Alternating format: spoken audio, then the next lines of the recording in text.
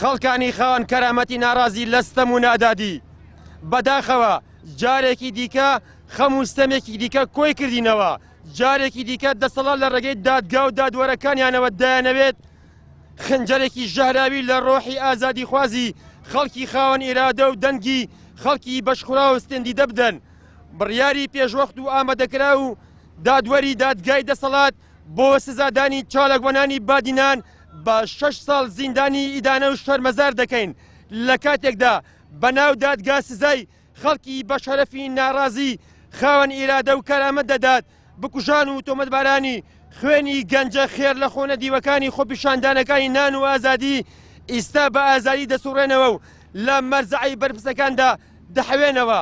دەسەڵاتێک کە هیچ هێزێکی هەرێمی نەماوە پەنای بۆ نەبات کلکی لەگەڵ گرێ نەدات ڕای نەکێشێتە ناو خاکی پیرۆزی کوردستانەوە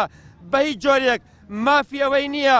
پەنجەی تۆمەتی سویخوڕی بۆ هیچ کەس درێژ بکات بڕیارە سیاسیەکانتان مسفقالە زەڕەیەک دەنگی ناڕازی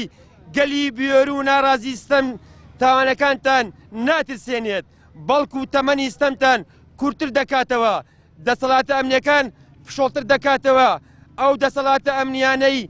بۆ هێزی وڵاتان دایم ئەژنۆیان لە زەویوە و بۆ کوڕی فەقیر و وەژاری ئەم میلەتە بوونەتە جەلادی زەمانە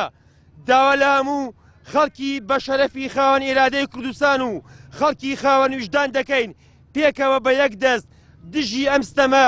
گەورەیە بۆستینەوە تا بڕیارەکە هەڵبۆشێتەوە.